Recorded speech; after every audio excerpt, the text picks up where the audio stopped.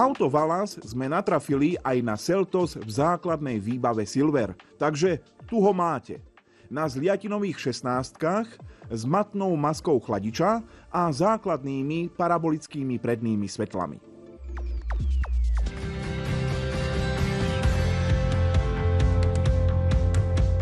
Ani palubná doska nezaprie, že Seltos je blízky príbuzný K4.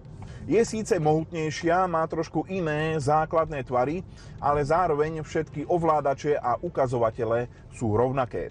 Pred sebou mám 3 displeje, 12,3-palcový prístrojový panel, 5,3-palcový dotykový displej slúžiaci výhradne klimatizácii, na ktorý ale úplne nevidno, lebo si ho čiastočne zakrývam vencom volantu, a potom 12,3-palcový dotykový displej slúžiaci multimediálnemu systému.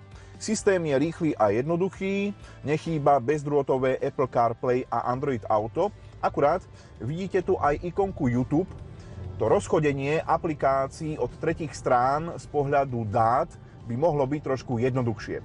Podrobnejšie sme to riešili v teste Kia Sportage.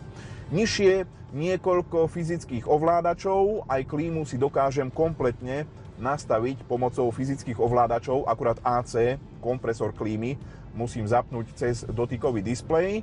No a perličkou je, že v závislosti od stupňa výbavy sa líši dokonca aj volič automatickej prevodovky.